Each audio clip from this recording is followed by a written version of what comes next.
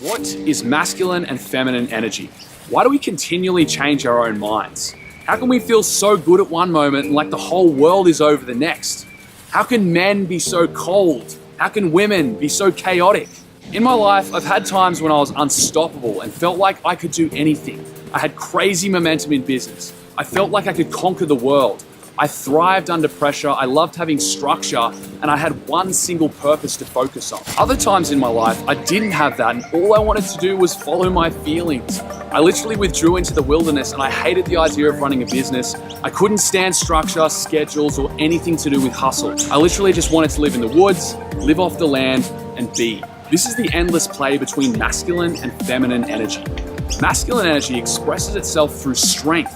It is progress, drive, and structure. Feminine energy is expressed through movement. It's creativity, flow, and spontaneity. And they're both attracted to their opposite. Life is basically a dance between these two, and as human beings, we want our opposite. Of course, men can be more feminine and women can be more masculine, but for simplicity, I'll be talking in terms of men who identify with their masculine and women who identify with feminine. Every one of us is a unique combination of both energies. When this energy is out of harmony, we're miserable. In relationships, we lose interest or our partner cheats on us.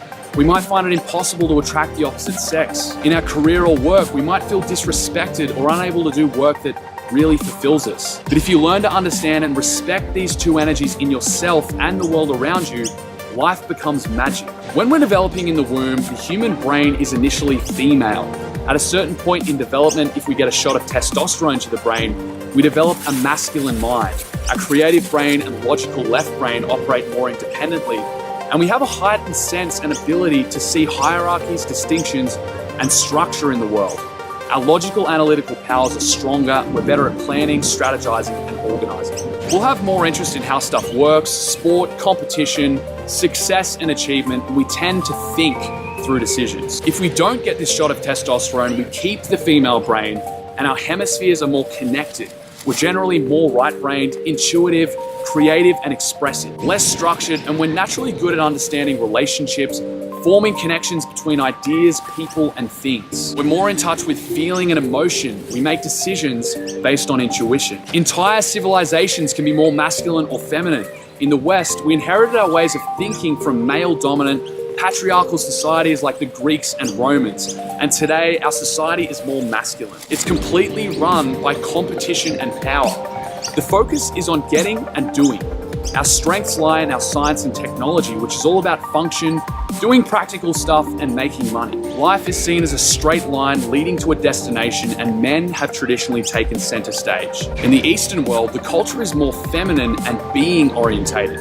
The ancient philosophy of yin and yang recognizes the inherent oneness of masculine and feminine. Based on this, everything in the universe is a dance between male and female energy. Traditional clothing styles are more flowing, there's a deeper connection and respect for earth, and life is seen as a cycle which goes round and round with different seasons flowing into each other. Cultures like those of India and China are much more in touch with the body and its dependence on nature. Now, each kind of energy has its own strengths and perfectly complements the other. The feminine has the power of the mother, creativity, unconditional love, the power of emotion and relationships. You can harmonize and bring things together in totally new ways. The feminine mind is more holistic. The left and right hemispheres are working together on problems, which creates endless possibilities. Feminine energy wants to feel full. It wants experiences, drama, a range of emotions. It expresses itself through physical form, movement, and beauty. It seeks love, and it sees life as a dance. Masculine energy gives you the power of clear vision, grounding in structure, and getting shit done. The masculine can focus, it's inspired to action by challenge, and it can detach from emotion to do whatever it takes to reach its goals. Masculine energy wants to feel accomplished, and it seeks completion. At its core, masculinity seeks emptiness. It is consciousness, the space between the dancing thoughts.